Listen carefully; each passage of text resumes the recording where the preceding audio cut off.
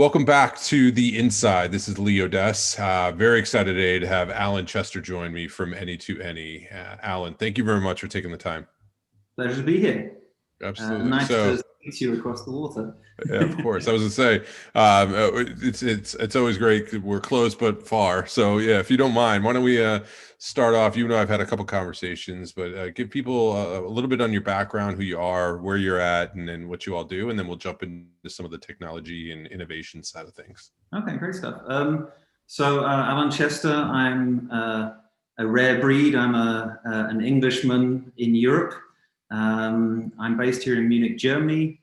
My background is really from the service provider space, or the telco space that you guys probably know, building service management platforms, and that describes a little bit what we do as Any2Any.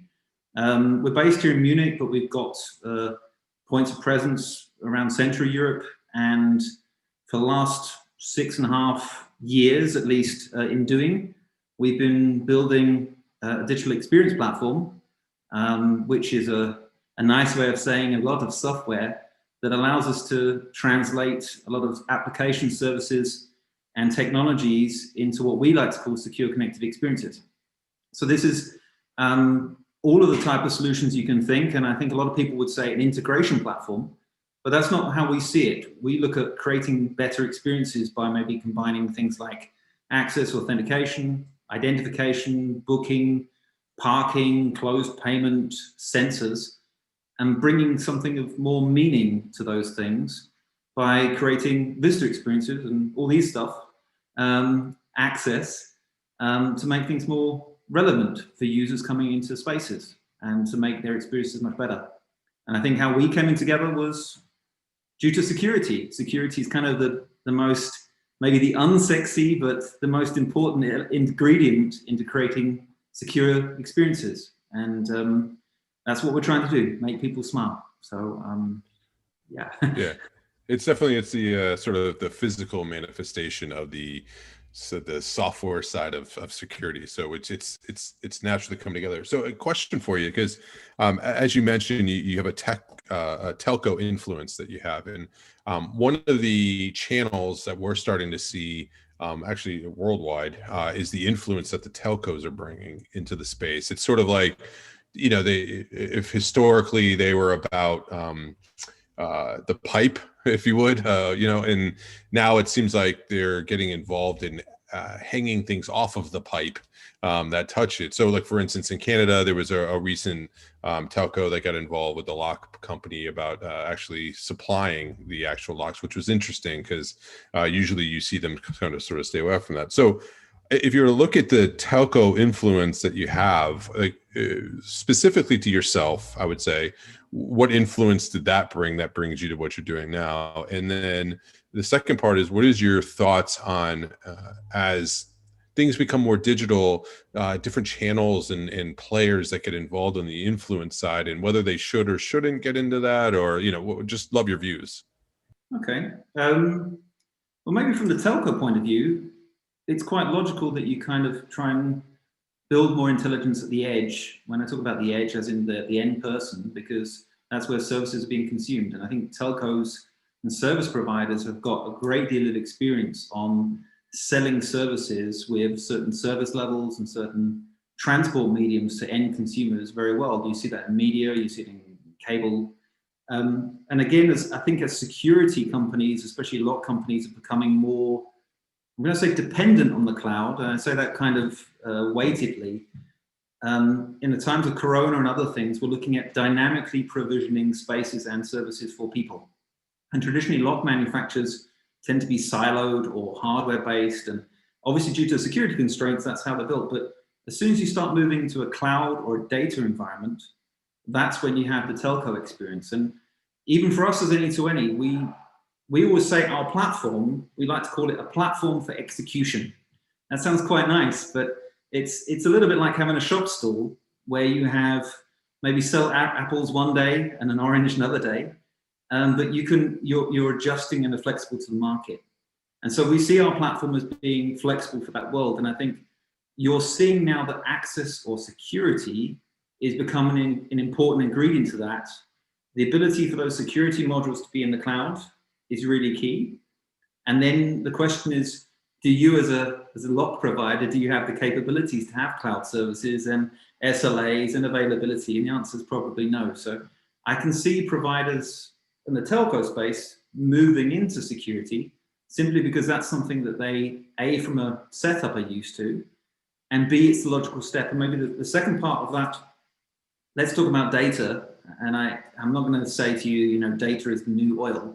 And I think anyone who should say that should be shot. But it is about data. I mean, look, we're talking about smart cities, smart spaces, and those smart spaces. Well, what are the biggest transactions you do in those spaces?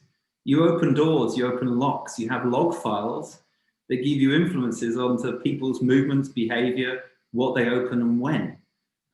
You guys are sitting on a big reservoir of log data that I could use to make a building smarter, to provision it better. And that's coming back to service providers. Service providers are based on and taking that complex network data and transforming it into something meaningful. And I think the lock providers are just understanding that. And that's where you're seeing people like, you've seen everyone from the big players, the Saltos, the Dormakawas, Allegions, talking to the VMwares and Microsoft and Azure people, because security's got a big part to play, and up until now has been kind of locked away in a cupboard with all these log files that people haven't been able to use. So you're an exciting branch. Yeah, but I mean, it's interesting because we talk about it. It was predicated off of the idea that but being isolated is a much more secure way of keeping people away. So we didn't really want to be integrated, if you would, because that was seen as a level of insecurity. But that is being challenged now to where the belief is you can deliver the information and actually raise a level of security that you couldn't get before by being isolated. So it's just interesting, right? Because it's that's like a short distance runner all of a sudden doing long distance running, and everyone's like, "What is running?" It's like, yeah, but it's different. Like how you breathe is different. The body feels different. Like you carry it in your legs or your back. It's like so it seems the same, but it is different. So now there's this need to sort of learn, if you would, a new way. I think what you're now experiencing is what the telco industry experienced maybe 15, 20 years ago, which was a demand-led economy, right? Before mobile phones came in, everyone was quite happy earning a lot of cash from fixed line numbers and voice calls. And now you have a mobile phone, and the introduction of that intelligence speeded up the need for better bandwidth, for more complex, better applications, cloud-based applications. You refer that to locks, or security in general. Well, what's the worst part of Airbnb experience is not getting the keys, right? It's everything else is done. That's the last mile. And if you can embed that and make that more demand-led, so I, as a user, I'm expecting that to work. That puts a different way of how you develop products in the security business. But it also means that the consumerization of these solutions, whether it be Amazon Home, means that you have the same thing as you had in the workplace. There was a time at the workplace, even when I remember, where the PC at work was the best computer you had, right? You didn't know any different until some guy in the States, you might have heard of him, started doing laptops and, Steve Jobs, and putting intelligence in a mobile phone.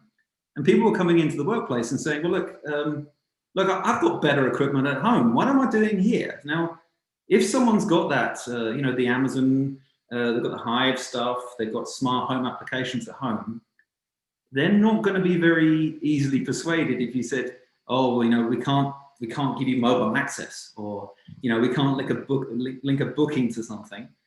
So you're now getting demand-led. And now that the beauty is, how do we do that in a way that still fulfills the security risks and security demands that is on the business. So that's going to be the new challenge. But at the end of the day, it's demand-led. All of this is demand-led. So we just have to question, okay, so how do we do it?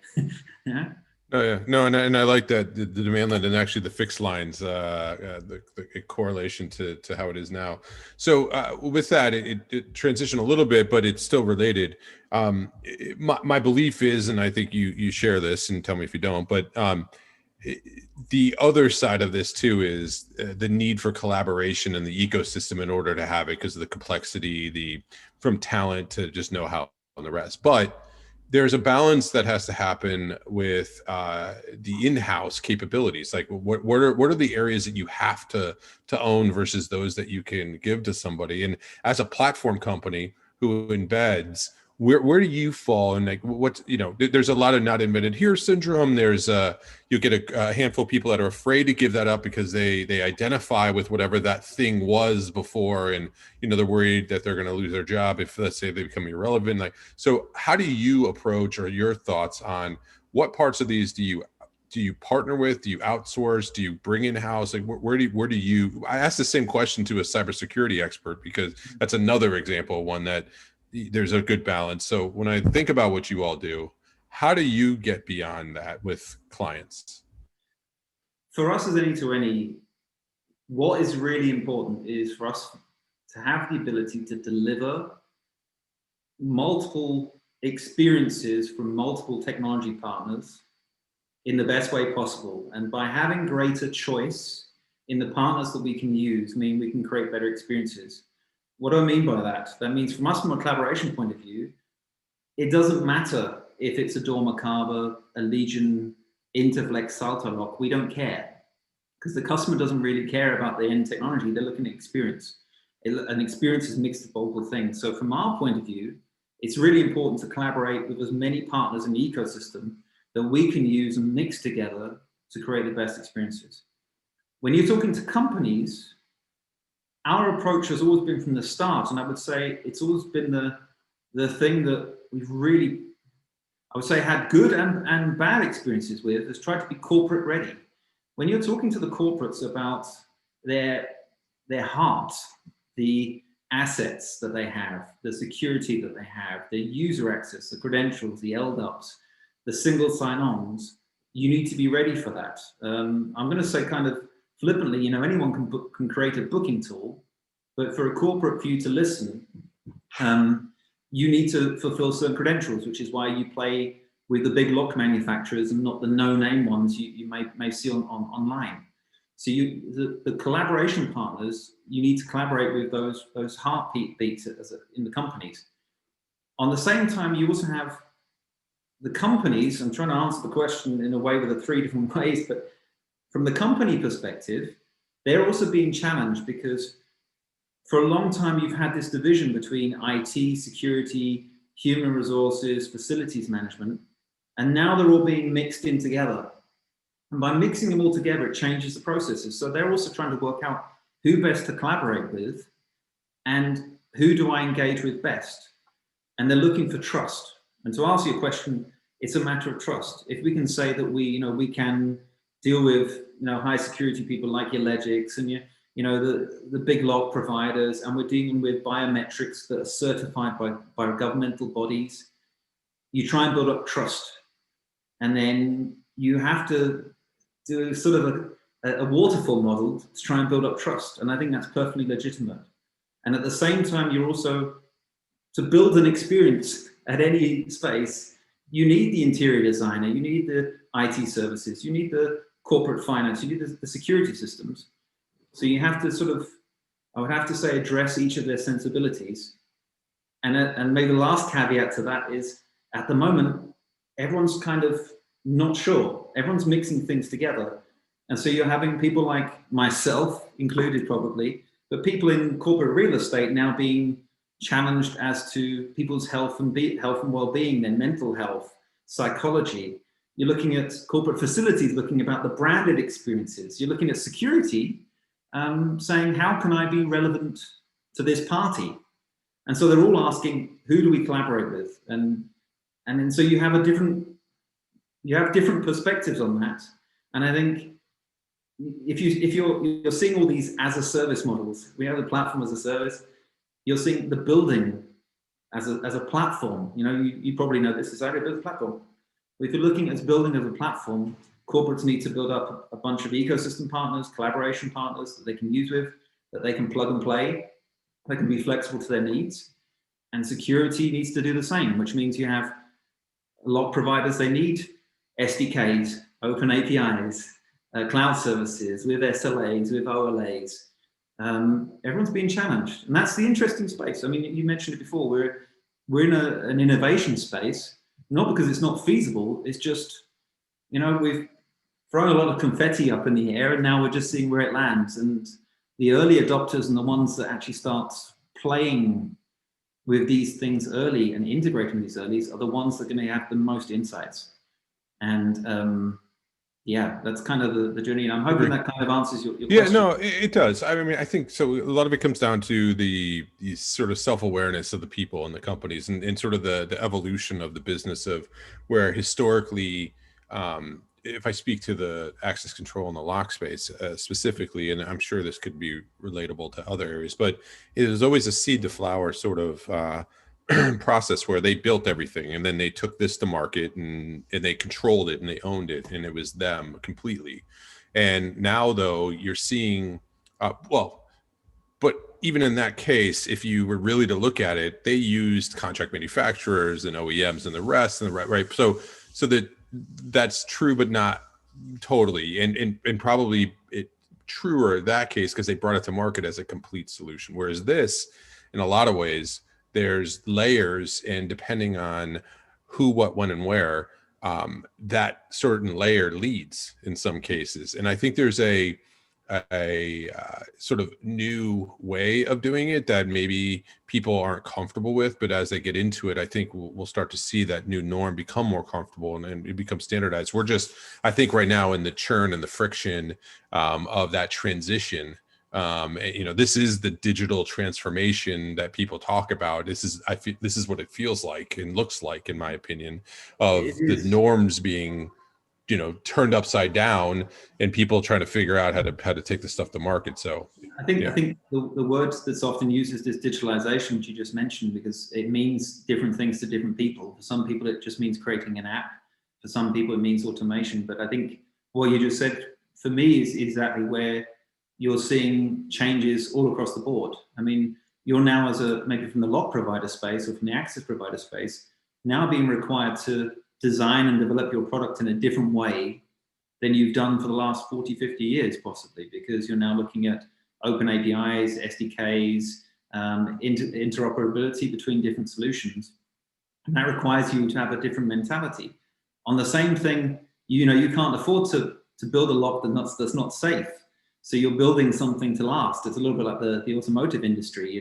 Your product lifespan is 4 or 5 years possibly, which for them as a service business is too long a time. By the time you've built it, it's no longer relevant. So it's putting challenges on the way I think the business is developing. And what you're seeing is probably the no-name markets, brands coming to market quicker, having greater insights and knowledge, and failing fast, which is the stereotypical cliche. But they're failing because they're not secure, but they're failing because they're really engaging in these innovation projects. And the question is, I guess if you're one of the big lock manufacturers, you can't claim to be the most secure thing in the world and then put a product out that's different. And if I may just indulge myself, it's the difference between in Europe between Nokia and someone like Siemens in the mobile phone industry. Siemens used to wait 3-4 years to develop a phone to make sure it was robust and great for every use. Nokia used to bring out a phone with an iOS or an operating system that had bugs in it, and they brought it to market, got insights, fixed the bugs, got more insight, fixed the bugs, and therefore they got coverage. Perfection is sometimes what do they call it? The enemy of the good. And I think sometimes in the lock manufacturing, because of the way you've been innately set up, this has to be the most secure thing.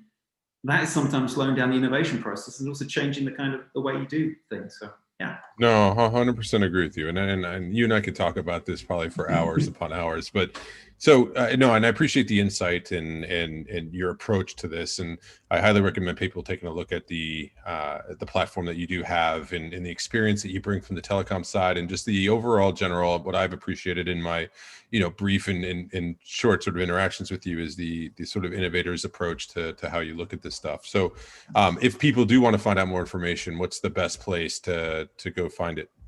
Well, I'm gonna try and give the best honest answer. I think this sounds like a cliche, but our website is one place to go. It's probably not the most up-to-date place at the moment, and the reason why is because I would say for the last 6 months, 7 months, we're actually allowed to do what we want to do, which is talk about digital experience platform. The markets, the stuff we're doing is very relevant. I would suggest coming on our website. I suggest connecting with me on LinkedIn like you and I did. We have a number of presentations, videos,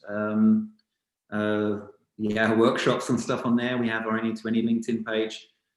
We tend not to be on the Facebooks and the Instagram, simply because that's just not really the way we do business. We're not really the people who like to take pictures of the food we eat and the great locations we are, and I'm not good at looking. So don't come to you for good food pictures? Is that what you're saying? That's okay. No, that's I'm fair. just not good looking enough to be on Instagram. So we're trying to do these things. So LinkedIn, I mean, I would be really, really happy to engage with people on LinkedIn. I think it's a great platform for doing that. There are some things of us online, YouTube. I think our website is planned over the next couple of weeks. So maybe, depending on when this goes out, you might be lucky to see that. I'd just be, we love to engage. There's myself and anyone from Any to Any, whether it be Geneva or Vienna or the UK. Please get in touch. Absolutely. No. So Allan, thank you. I really appreciate the conversation and the engagement. We actually, I think we did meet on LinkedIn.